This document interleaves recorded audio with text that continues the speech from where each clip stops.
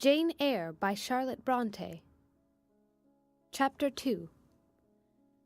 I resisted all the way, a new thing for me, and a circumstance which greatly strengthened the bad opinion Bessie and Miss Abbot were disposed to entertain of me.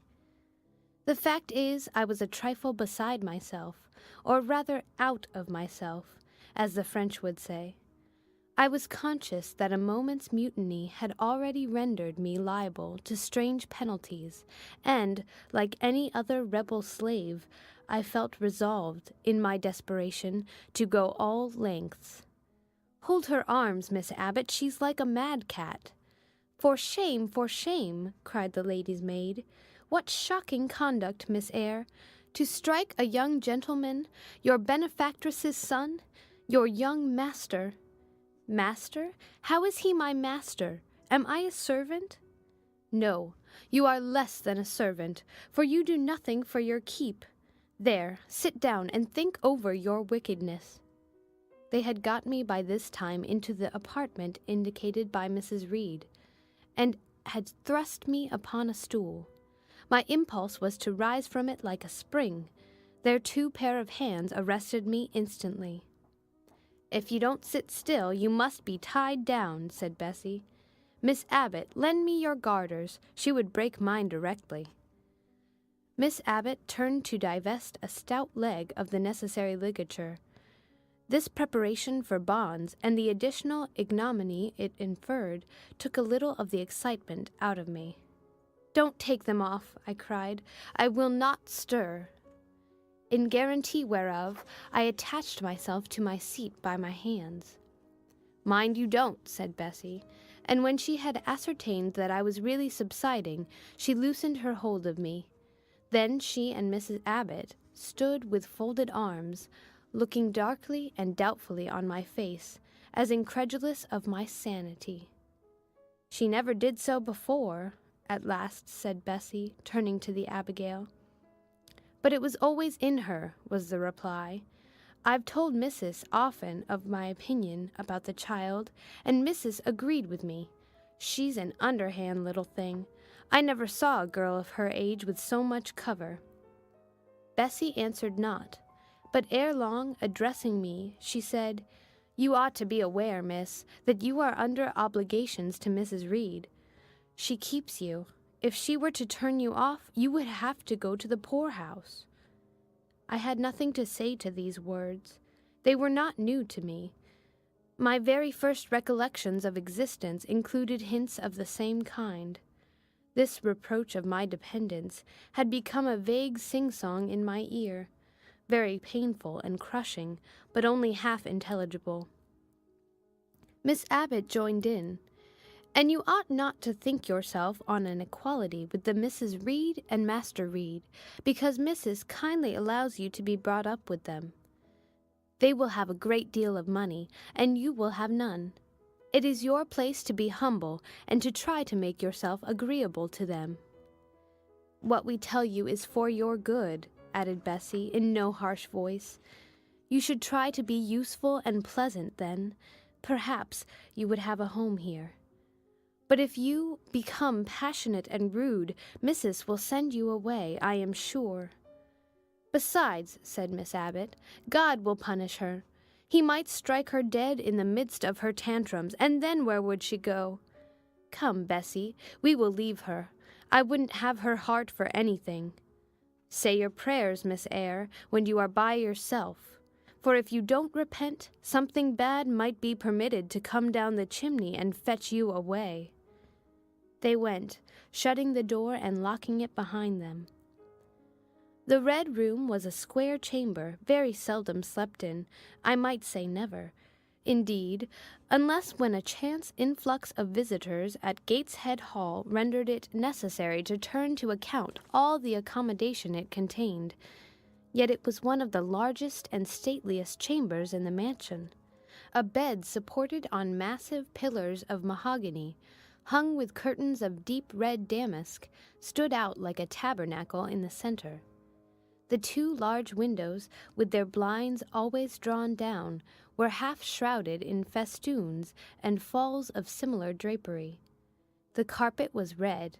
The table at the foot of the bed was covered with a crimson cloth. The walls were a soft fawn color with a blush of pink in it. The wardrobe, the toilet table, the chairs were of darkly polished old mahogany. Out of these deep surrounding shades rose high and glared white the piled-up mattresses and pillows of the bed, spread with a snowy Marseille counterpane. Scarcely less prominent was an ample cushioned easy-chair near the head of the bed, also white, with a footstool before it, and looking, as I thought, like a pale throne. The room was chill because it seldom had a fire. It was silent because remote from the nursery and kitchen, solemn because it was known to be so seldom entered. The housemaid alone came here on Saturdays to wipe from the mirrors and the furniture a week's quiet dust. And Mrs. Reed herself, at far intervals, visited it to review the contents of a certain secret drawer in the wardrobe, where were stored divers parchments, her jewel casket, and a miniature of her deceased husband. And in those last words lies the secret of the Red Room, the spell which kept it so lonely in spite of its grandeur. Mr. Reed had been dead 9 years. It was in this chamber he breathed his last. Here he lay in state. Hence his coffin was borne by the undertaker's men. And, since that day, a sense of dreary consecration had guarded it from frequent intrusion. My seat, to which Bessie and the bitter Miss Abbott had left me riveted, was a low ottoman near the marble chimney-piece. The bed rose before me. To my right hand there was the high, dark wardrobe, with subdued, broken reflections varying the gloss of its panels. To my left were the muffled windows. A great looking-glass between them repeated the vacant majesty of the bed and room. I was not quite sure whether they had locked the door, and when I dared move, I got up and went to see. Alas, yes, no jail was ever more secure. Returning, I had to cross before the looking-glass. My fascinated glance involuntarily explored the depth it revealed. All looked colder and darker in that visionary hollow than in reality, and the strange little figure there gazing at me, with a white face and arms specking the gloom, and glittering eyes of fear moving where all else was still, had the effect of a real spirit. I thought it like one of the tiny phantoms, half fairy, half imp, Bessie's evening stories represented as coming out of lone, ferny dells in moors and appearing before the eyes of belated travelers. I returned to my stool. Superstition was with me at that moment, but it was not yet her hour for complete victory. My blood was still warm.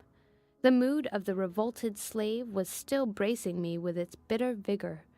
I had to stem a rapid rush of retrospective thought before I quailed to the dismal present.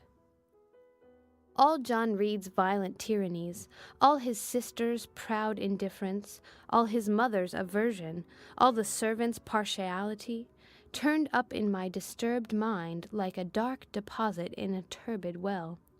Why was I always suffering, always browbeaten, always accused, forever condemned?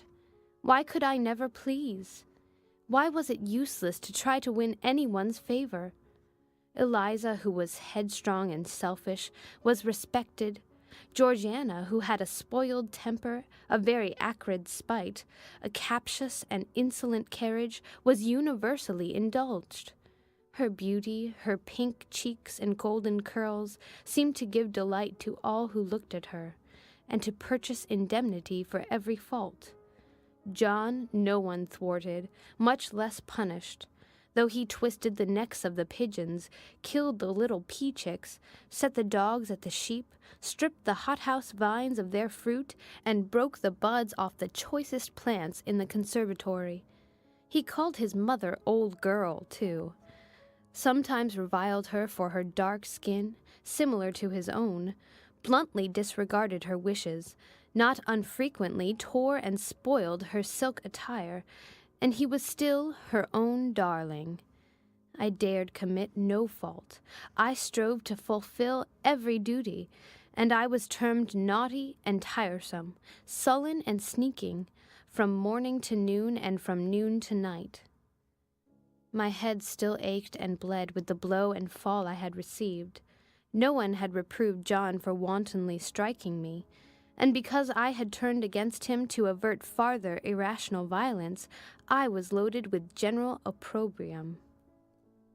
Unjust, unjust, said my reason, forced by the agonizing stimulus into precocious though transitory power, and resolve, equally wrought up, instigated some strange expedient to achieve escape from insupportable oppression, as running away, or, if that could not be effected, never eating or drinking more, and letting myself die. What a consternation of soul was mine that dreary afternoon! How all my brain was in tumult, and all my heart in insurrection! Yet in what darkness, what dense ignorance was the mental battle fought! I could not answer the ceaseless inward question, why I thus suffered. Now, at the distance of, I will not say how many years, I see it clearly. I was a discord in Gateshead Hall. I was like nobody there.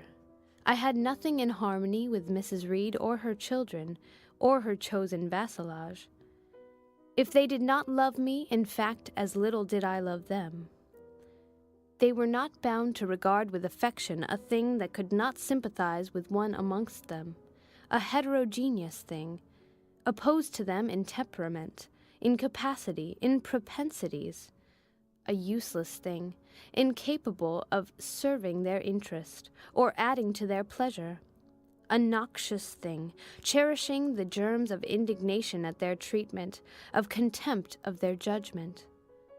I know that had I been a sanguine, brilliant, careless, exacting, handsome, romping child, though equally dependent and friendless, Mrs. Reed would have endured my presence more complacently.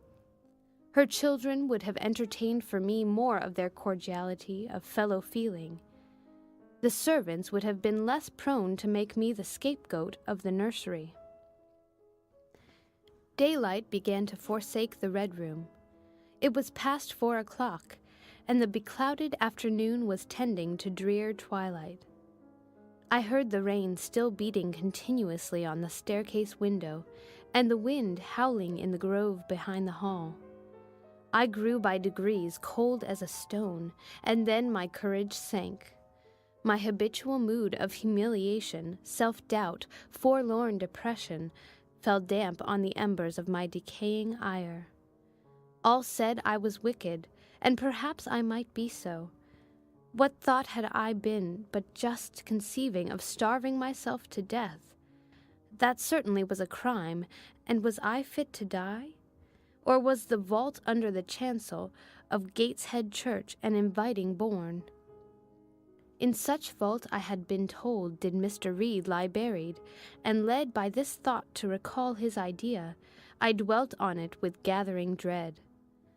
I could not remember him, but I knew that he was my own uncle, my mother's brother, that he had taken me when a parentless infant to his house, and that in his last moments he had required a promise of Mrs. Reed that she would rear and maintain me as one of her own children. Mrs. Reed probably considered she had kept this promise, and so she had, I dare say, as well as her nature would permit her. But how could she really like an interloper not of her race, and unconnected with her, after her husband's death, by any tie? It must have been most irksome to find herself bound by a hard-wrung pledge to stand in the stead of a parent to a strange child she could not love, and to see an uncongenial alien permanently intruded on her own family group. A singular notion dawned upon me. I doubted not, never doubted, that if Mr. Reed had been alive he would have treated me kindly. And now, as I sat looking at the white bed and overshadowed walls, occasionally also turning a fascinated eye towards the dimly gleaming mirror, I began to recall what I had heard of dead men, troubled in their graves by the violation of their last wishes, revisiting the earth to punish the perjured and avenge the oppressed. And I thought Mr. Reed's spirit, harassed by the wrongs of his sister's child, might quit its abode, whether in the church vault or in the unknown world of the departed, and rise before me in this chamber. I wiped my tears and hushed my sobs, fearful lest any sign of violent grief might waken a preternatural voice to comfort me, or elicit from the gloom some haloed face, bending over me with strange pity. This idea, consolatory in theory, I felt would be terrible if realized. With all my might I endeavored to stifle it. I endeavored to be firm.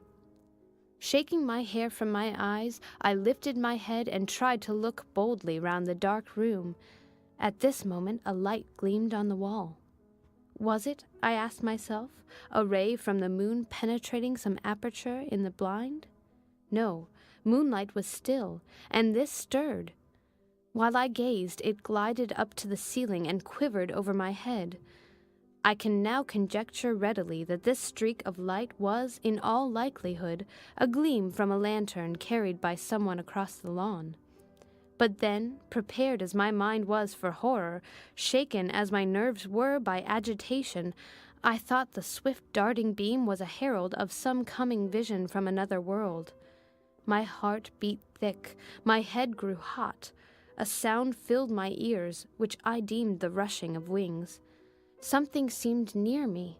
I was oppressed, suffocated. Endurance broke down. I rushed to the door and shook the lock in desperate effort.